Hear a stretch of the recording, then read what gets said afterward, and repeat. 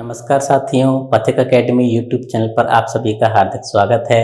हमारी राजस्थान नगर पालिका अधिनियम 2009 की क्लासेस चल रही थी और इन क्लासेस में हम अध्याय 5 को पढ़ रहे थे।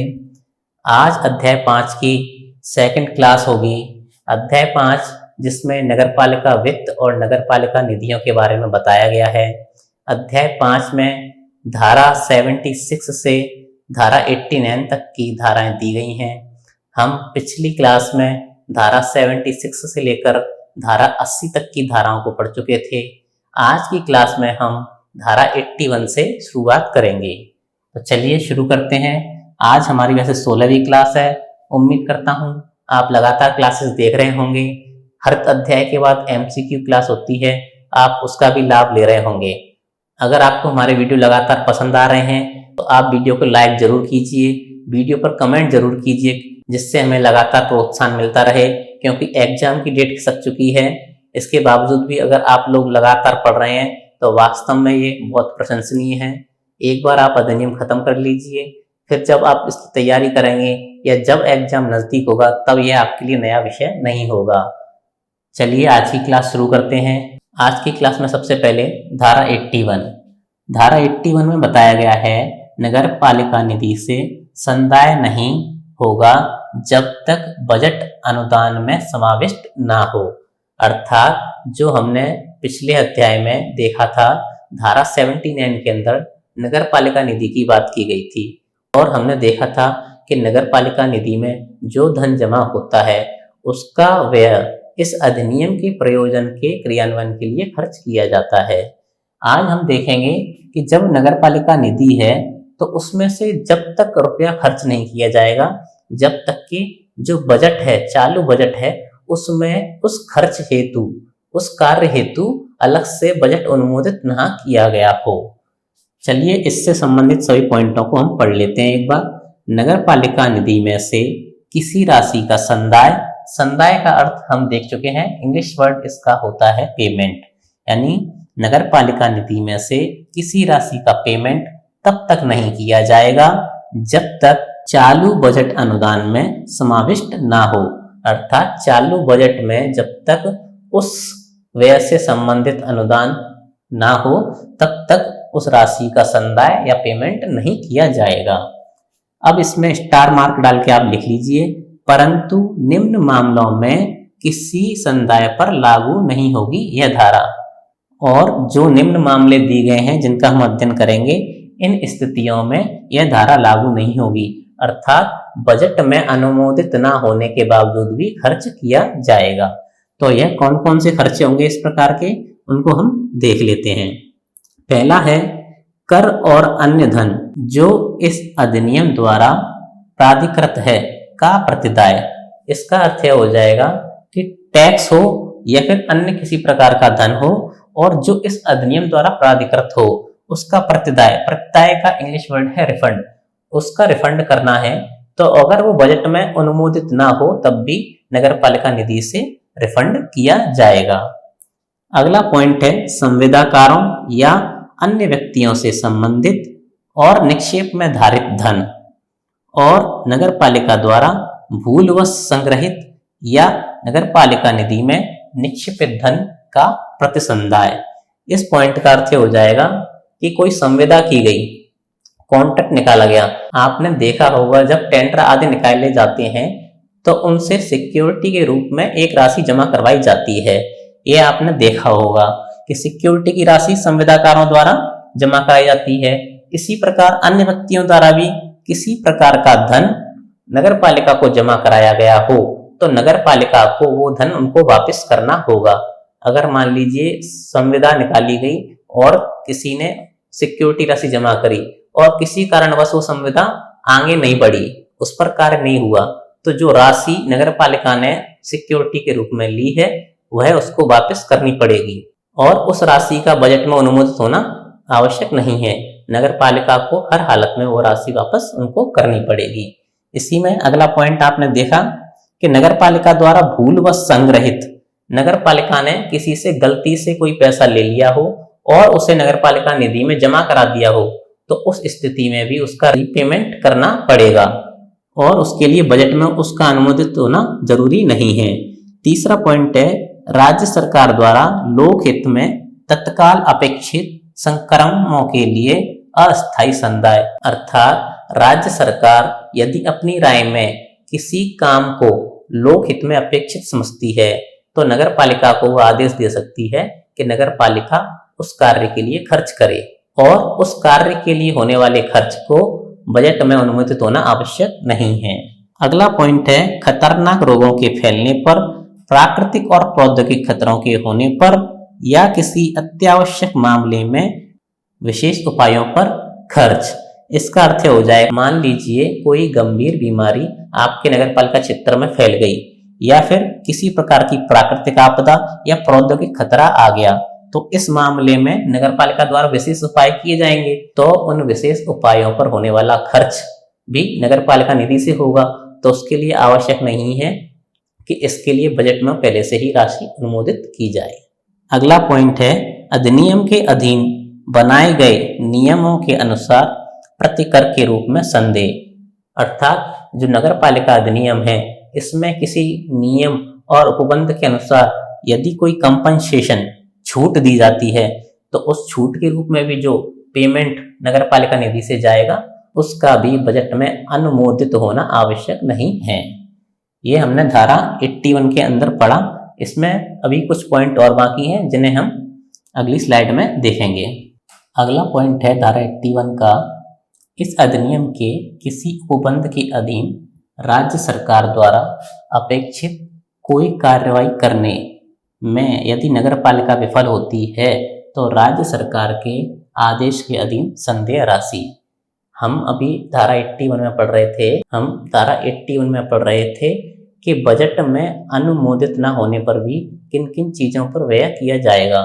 तो उसमें यह पॉइंट है कि राज्य सरकार ने कोई आदेश दिया और उसकी कार्यवाही में नगर पालिका यदि विफल होती है और राज्य सरकार आदेश दे तो उसे उस आदेश के अधीन पेमेंट करना पड़ेगा और वह पेमेंट वह बजट में अनुमोदित न होने के बाद भी करेगा।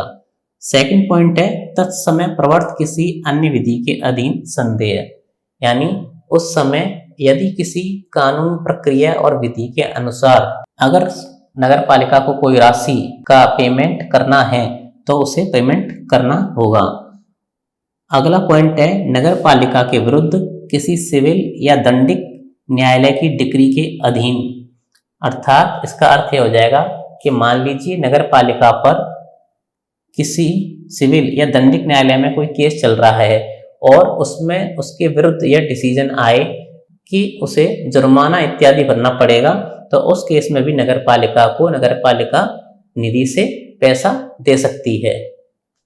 अगला पॉइंट है, किसी दावे वाद या अन्य विधिक कार्रवाई के अधीन। इसका अर्थ यह हो जाएगा किसी दावे वाद या कोई अन्य विधिक कार्रवाई चल रही है उसके लिए अगर नगर पालिका को खर्च करना पड़े तो वह कर सकती है।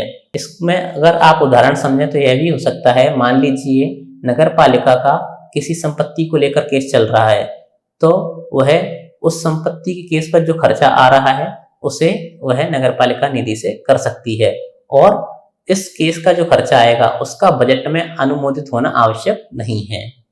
इसी प्रकार पांचवा पॉइंट है, नगर पालिका की संपत्ति या मानव जीवन को हुए अचानक भय या खतरे को टालने के लिए नगर पालिका का प्राधिकारी द्वारा उपगत व्यय। इसका अर्थ हो जाएगा कि नगर पालिका की संपत्ति को या फिर किसी मानव जीवन को अचानक कोई भय और खतरा आ जाए तो उसको टालने के लिए जो नगर पालिका का प्राधिकारी है वह नगर पालिका निधि से खर्च कर सकता है।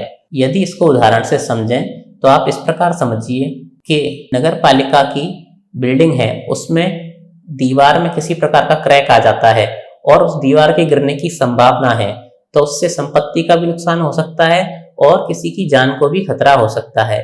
तो उस स्थिति में नगर पालिका प्राधिकारी नगर पालिका निधि से पैसा निकालकर उस दीवार की मरम्मत करवा सकता है। तो इस मरम्मत का जो कार्य है इसका बजट में अनुमोदित होना आवश्यक नहीं है। अगला पॉइंट हो जाएगा वेतन मजदूरी के मध्य संदेय राशि, अर्थात वेतन और मजदूरी के लिए जो राशि नगर पालिका पेमेंट करती है जिसका वह भी कर सकती है। और अगला पॉइंट है ऐसे मामले जिन्हें उपविधियों द्वारा अवधारित किया जाए। इस पॉइंट का अर्थ हो जाएगा कि ऐसे मामले जिन्हें उपबंध और अधिनियम की उपविधियों में अवधारित कर दिया जाए, अर्थात उन्हें उपविधियों में समायोजित करके नियम बना दिया जाए, तो उनमें भी नगरपालिका अपना नगरपालिका निधि से खर्च कर सकती है।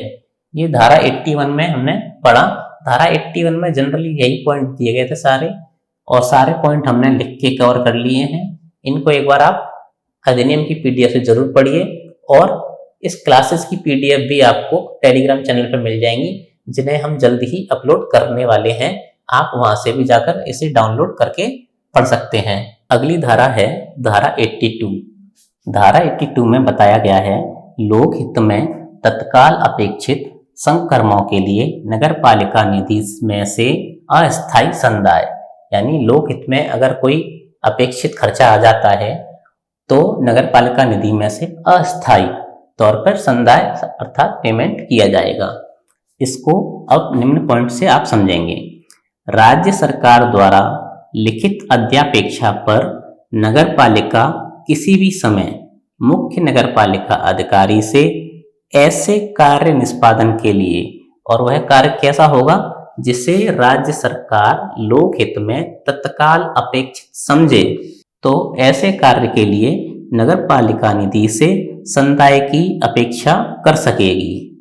और आप एक पॉइंट इसमें याद रखिए कि नगरपालिका निधि से जो संदाय किया जाएगा, उस संदाय से नगरपालिका के नियमित कार्यों में किसी भी प्रकार का असम्यक हस्तक्षेप न हो।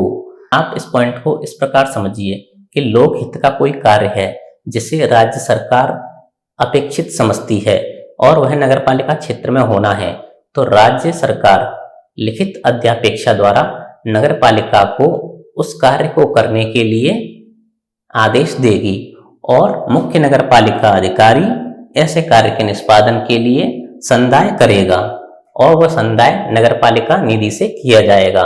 लेकिन इसमें शर्त यह है कि उस संदाय अर्थात उस पेमेंट के कारण नगरपालिका के जो नियमित कार्य हैं उनमें किसी प्रकार का हस्तक्षेप नहीं होना चाहिए। यह हमने पढ़ा है। इसके बाद दूसरा पॉइंट है कि इस प्रकार निष्पादित कार्यों की लागत के लिए आनुपातिक स्थापन प्रभार राज्य सरकार द्वारा संदत्त किए जाएंगे और नगरपालिका निधि में जमा होंगे। इस पॉइंट का अर्थ यह हो जाएगा कि नगरपालिका ने जो लोकहित का कार्य है जो राज्य सरकार द्वारा अपेक्षित था, उस पर नगरपालिका ने राज्य सरकार के आदेश पर पैसा खर्च किया, तो जो पैसा खर्च किया गया है नगरपालिका द्वारा, वह पैसा राज्य सरकार द्वारा उसको संदत्त किया जाएगा। आपने इस पॉइंट में पढ़ा है, और उस रुपए को नगरपालिका निधि में जमा कर दिया जाएगा। आप धारा 82 को अगर पूरा एक बार समझें तो इसमें यही है कि कोई लोकहित का कार्य है जो राज्य सरकार समझती है कि नगरपालिका क्षेत्र में होना चाहिए, तो वह नगरपालिका को आदेश देगी, और नगरपालिका को जब आदेश देगी तो मुख्य नगरपालिका अधिकारी जो होगा वह उस कार्य के निष्पादन के लिए नगरपालिका की निधि से संदाय करेगा, पेमेंट करेगा। लेकिन उस पेमेंट की शर्त ये होनी चाहिए कि उस पेमेंट के कारण जो नगरपालिका के नियमित कार्य हैं उनमें कोई हस्तक्षेप नहीं होना चाहिए। और जब नगरपालिका की तरफ से मुख्य नगरपालिका अधिकारी संदाय कर देगा तो फिर कुछ समय बाद राज्य सरकार जितना पेमेंट किया गया है नगरपालिका के द्वारा वह उसको दे देगी और वह नगरपालिका निधि में जमा कर दिया जाएगा। इसलिए इस धारा में लिखा भी है अस्थायी संदाय, अर्थात टेम्पररी पेमेंट होता है, आप कर दो लेकिन आपको दे दिया जाएगा। यह हमने धारा 82 में पढ़ा। उम्मीद करता हूं यह धारा आपको समझ में आ गई होगी। अगली धारा हम देखेंगे धारा 83। धारा 83 के अंदर बताया गया है नगरपालिका की सीमाओं के बाहर व्यय अवगत करने की शक्ति, यानी कि जो नगरपालिका क्षेत्र है उसकी सीमाओं से बाहर भी नगरपालिका खर्च कर सकती है, उसकी शक्ति के बारे में बताया गया है। इसको हम निम्न पॉइंट से समझेंगे। इस अधिनियम के प्रयोजन को क्रियान्वित करने के लिए नगरपालिका राज्य सरकार के अनुमोदन से नगरपालिका की सीमाओं के बाहर नगरपालिका के मुख्य कृत्यों से संबंधित भौतिक आस्तियों का सर्जन करने और उनका रखरखाव करने के लिए नगरपालिका सीमा से बाहर व्यय उपगत किया जाना प्राधिकृत कर सकेगी। इस धारा को हमने पढ़ लिया एक बार, अब आप समझने का प्रयास कीजिए। इस धारा में दिया गया है कि जो हमारा नगरपालिका अधिनियम है उसमें जो प्रयोजन और कार्य दिए गए हैं, तो उन प्रयोजन और कार्यों को क्रियान्वित करने के लिए नगरपालिका राज्य सरकार के अनुमोदन से, अर्थात इस अधिनियम के प्रयोजन को पूरा करने के लिए राज्य सरकार के अनुमोदन से, इसमें राज्य सरकार का अनुमोदन होना आवश्यक है। तो राज्य सरकार यदि अनुमोदन करती है तो नगरपालिका इस अधिनियम के कार्यों के लिए नगरपालिका की सीमाओं के बाहर, जो नगरपालिका क्षेत्र है उसकी सीमाओं से बाहर भी नगरपालिका के मुख्य कृत्यों से संबंधित भौतिक आस्तियों का सर्जन कर सकती है। अर्थात इसका अर्थ यह हो जाएगा कि नगरपालिका को यदि अपने किसी मुख्य कार्य के लिए और उस कार्य से संबंधित किसी भूमि की आवश्यकता है जो नगरपालिका क्षेत्र से बाहर है, तो वह राज्य सरकार के अनुमोदन से उस भौतिक संपत्ति को जो नगरपालिका क्षेत्र से बाहर है उसको सर्जित कर सकती है और उसका रखरखाव भी कर सकती है। ऐसा इस पॉइंट में दिया गया है। और इस प्रकार की संपत्ति को सर्जन करने और उसका रखरखाव करने के लिए जो खर्च होगा या व्यय होगा उसको प्राधिकृत कर सकेगी, ऐसा इस धारा के अंदर दिया गया है। अगली धारा है धारा 84। धारा 84 में बताया गया है कि विशिष्ट प्रयोजन के लिए नगरपालिका निधि का अनन्य उपयोग, अर्थात विशिष्ट प्रयोजन के लिए नगरपालिका निधि से जो उपयोग किया जाएगा धन का, उसके बारे में उल्लेख है। अब इस धारा में हम देखेंगे कि विशिष्ट प्रयोजन क्या होंगे और किस प्रकार निधि का उपयोग किया जाएगा। धारा को पहले हम एक बार पढ़ेंगे, फिर उसको समझने का प्रयास करेंगे। तो राज्य सरकार आदेश द्वारा नगरपालिका से नगरपालिका निधि के विशिष्ट भाग, किसी अनुदान या उसके विशिष्ट भाग, लेखा शीर्ष के अधीन प्राप्त मद या उसके किसी प्रतिशत भाग, या नगरपालिका को समनुदेशित करों शुल्कों के भाग के द्वारा नगरपालिका कृत्यों से संबंधित किसी प्रयोजन के लिए, और प्रयोजन होंगे जो राज्य सरकार द्वारा विनिर्दिष्ट किए जाएं, नगरपालिका निधि का अनन्य रूप से उपयोग ले सकती है।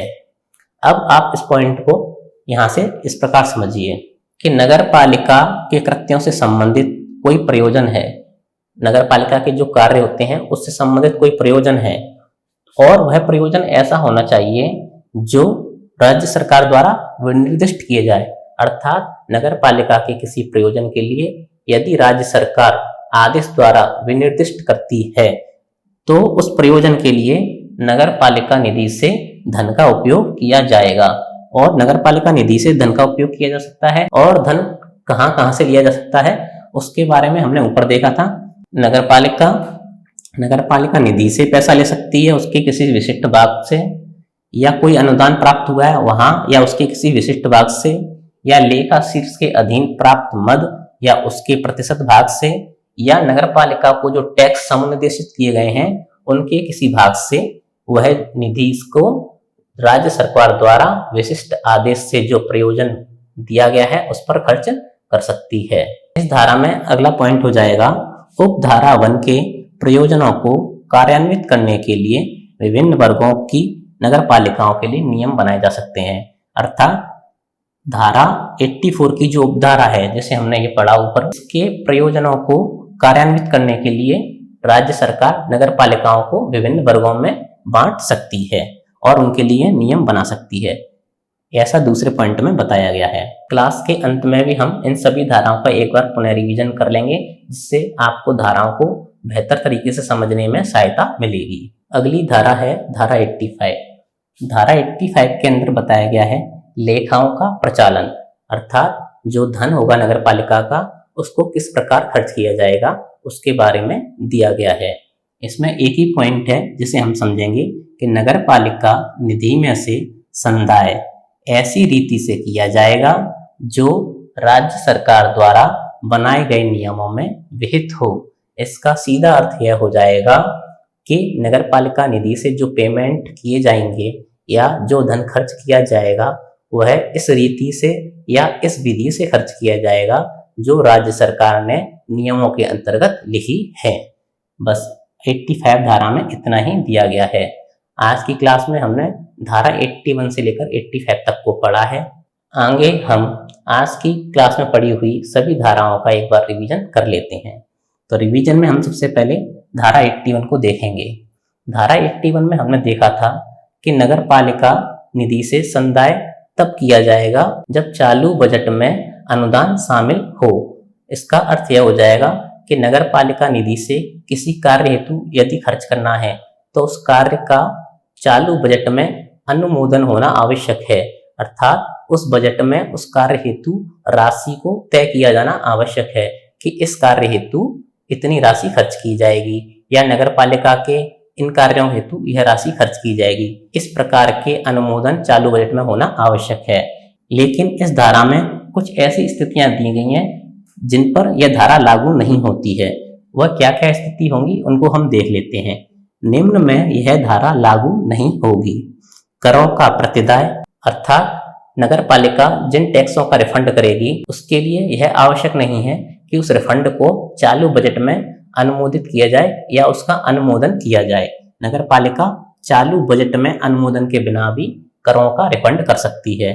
इसी प्रकार संविदाकारों का निक्षेप में धारित धन या भूलवश संग्रहित धन, यानी जो कॉन्ट्रैक्ट्स पास किए गए हैं, टेंडर निकालकर जिनको संविदा पर दिया गया है। आपने देखा होगा जब टेंडर इत्यादि नगर पालिका के निकलते हैं तो जो टेंडर लेने के लिए कुछ अमानत राशि होती है वह नगर पालिका को जमा करानी होती है एज अ सिक्योरिटी राशि। तो उस सिक्योरिटी राशि को भी नगर पालिका को वापस करना होगा।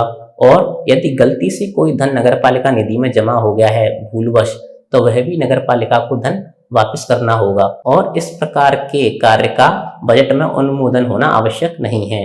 बिना बजट में अनुमोदन के भी इन राशियों को नगर पालिका निधि से खर्च किया जा सकता है। इसी प्रकार लोक हित में अपेक्षित धन, यदि कोई ऐसी परिस्थिति आ जाए जिसमें राज्य सरकार नगर पालिका को आदेश दे कि यह लोक हित की परिस्थिति है, तो वह धन भी नगर पालिका निधि से खर्च किया जा सकता है। अगला पॉइंट है खतरनाक रोग फैलने पर उपायों पर व्यय। मान लीजिए नगर पालिका क्षेत्र में कोई खतरनाक बीमारी या रोग फैल गया या किसी प्रकार की प्राकृतिक आपदा आ गई, तो उसमें नगर पालिका द्वारा खर्च किया जा सकता है। उस खर्च का भी बजट में अनुमोदन होना आवश्यक नहीं है, क्योंकि यह आकस्मिक परिस्थिति है। इसका पहले से तो पता रहता नहीं है कि आप बजट में पहले ही अनुमोदित कर दोगे इस चीज को। तो इस प्रकार के खर्च भी नगर पालिका निधि से किए जा सकते हैं। अगला है न्यायालय की डिक्री के अधीन।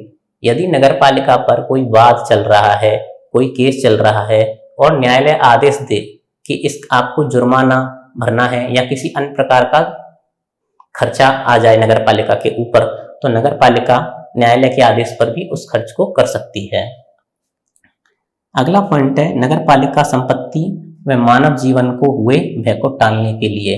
अर्थात इसका अर्थ यह हो जाएगा कि नगर पालिका संपत्ति को अगर कोई नुकसान हो रहा है या मानव जीवन पर भय आ गया है तो उस खतरे को टालने के लिए भी नगर पालिका निधि से धन को खर्च कर सकती है। इसको हमने उदाहरण से समझा भी था कि मान लीजिए नगर पालिका के भवन की जो बिल्डिंग है उसकी दीवार में क्रैक आ गया है, वो किसी भी समय गिर सकती है, तो उससे नगर पालिका संपत्ति का नुकसान तो है ही है, साथ ही साथ मानव जीवन को भी खतरा बना हुआ है कि कभी भी वह गिर सकती है। तो ऐसी परिस्थिति में भी नगर पालिका निधि से खर्च किया जा सकता है। और वेतन मजदूरी जो नगर पालिकाएं देती है वह भी बजट में अनुमोदित होना आवश्यक नहीं है। आगे हम और धाराओं का रिवीजन करेंगे। अगली धारा हमने पढ़ी थी धारा 82। धारा 82 में बताया गया था कि नगर पालिका के द्वारा लोक हित में अपेक्षित संकर्मों के लिए अस्थायी रूप से धन का व्यय। इसको हम इस प्रकार समझेंगे कि लोक हित में अपेक्षित कार्य जो राज्य सरकार द्वारा प्रमाणित किए जाएं, अर्थात राज्य सरकार यदि किसी कार्य को लोक हित में अपेक्षित प्रमाणित कर देती है तो मुख्य नगर पालिका अधिकारी उस कार्य के लिए नगर पालिका निधि से व्यय करेगा। और जब नगर पालिका निधि से व्यय कर दिया जाएगा तब बाद में उस धन को राज्य सरकार के द्वारा वापस नगर पालिका को दे दिया जाएगा। और जब धन राज्य सरकार से वापस नगर पालिका को मिलेगा तो वह धन नगर पालिका निधि में जमा करा दिया जाएगा। यह हमने धारा 82 के अंदर पढ़ा था। अगली धारा हमने पढ़ी थी धारा 83। धारा 83 में बताया गया था कि नगर पालिका की सीमाओं से बाहर भी नगर पालिका व्यय कर सकती है। तो इस पॉइंट से समझिए कि नगर पालिका के मुख्य कार्य से संबंधित राज्य सरकार के अनुमोदन से नगर पालिका की सीमाओं के बाहर भौतिक आस्तियों का सृजन, रखरखाव आदि के लिए व्यय किया जा सकता है। इसका अर्थ यही हो जाएगा कि नगर पालिका का कोई मुख्य कार्य है और उससे संबंधित कोई कार्य है और इस कारण नगर पालिका को अपने मुख्य कार्य से संबंधित किसी भौतिक संपत्ति की आवश्यकता हो रही है जो नगर पालिका क्षेत्र से बाहर है। तो इस स्थिति में राज्य सरकार के अनुमोदन से नगर पालिका अपनी सीमा क्षेत्र से बाहर भी उस भौतिक संपत्ति का सृजन और रखरखाव कर सकती है और इसके एवज में नगर पालिका निधि से खर्च किया जा सकता है। यह धारा 83 में बताया गया था। अगली धारा है धारा 84। धारा 84 में बताया गया था कि नगर पालिका के कृत्यों से संबंधित प्रयोजन, और यह प्रयोजन ऐसे होंगे जिनको राज्य सरकार विनिर्दिष्ट करे, उनके लिए नगर पालिका निधि या उसके किसी भाग से अनुदान या उसके किसी भाग से लेखा शीर्ष में प्राप्त मदों और उनके किसी भाग से नगर पालिका द्वारा जो टैक्स और शुल्क लिए जाते हैं उसके किसी भाग का उपयोग नगर पालिका के द्वारा किया जा सकता है। इसको एक बार ऐसे समझ सकते हैं कि नगर पालिका के कोई कार्य हैं और उनसे संबंधित प्रयोजन हैं और उन प्रयोजनों को राज्य सरकार विनिर्दिष्ट कर देती है। तो ऐसे कार्यों पर जो धन खर्च किया जाएगा वो नगर पालिका निधि का भाग हो सकता है, अनुदान का भाग हो सकता है, लेखा शीर्ष में जो मद प्राप्त हो रही हैं वो है, या उसके किसी हिस्से को आप यूज में ले सकते हो, या नगर पालिका द्वारा जो टैक्स और शुल्क वसूला जाता है उसके किसी हिस्से को इन कार्यों और प्रयोजन के लिए खर्च किया जा सकता है। ऐसा धारा 84 में बताया गया है। अगली धारा 85 थी जिसमें यह बताया गया है कि नगर पालिका निधि से जो धन खर्च किया जाएगा वह किस नियम और किस विधि और किस रीति के आधार पर होगा, वह रीति राज्य सरकार नियम के द्वारा बता सकती है। अर्थात राज्य सरकार नियमों के द्वारा जो विधि और रीति बताएगी उसके द्वारा ही नगर पालिका निधि से पैसा खर्च किया जाएगा और संदाय किया जाएगा। आज की क्लास में हमने धारा 81 से लेकर धारा 85 तक को पढ़ा और यह हमारी 5वें अध्याय की दूसरी क्लास थी और हमने एक बार सभी धाराओं का रिवीजन भी कर लिया। उम्मीद करता हूँ आपको यह प्रयास पसंद आ रहा होगा। के बाद अध्याय 5 की एक क्लास और होगी जिसमें शेष धाराओं को करा दिया जाएगा। 5 की MCQ क्लास होगी जिसे आप जरूर देखें। उम्मीद करता हूँ आपको वीडियो पसंद आ रहे होंगे। अगर आपको वीडियो पसंद आ रहे हैं तो आप वीडियो को लाइक जरूर कीजिए और कमेंट बॉक्स में अपने कमेंट जरूर कीजिए। चैनल से जुड़े रहने के लिए आप पथिक अकेडमी चैनल को सब्सक्राइब जरूर करें। आपका वीडियो देखने के लिए बहुत बहुत धन्यवाद।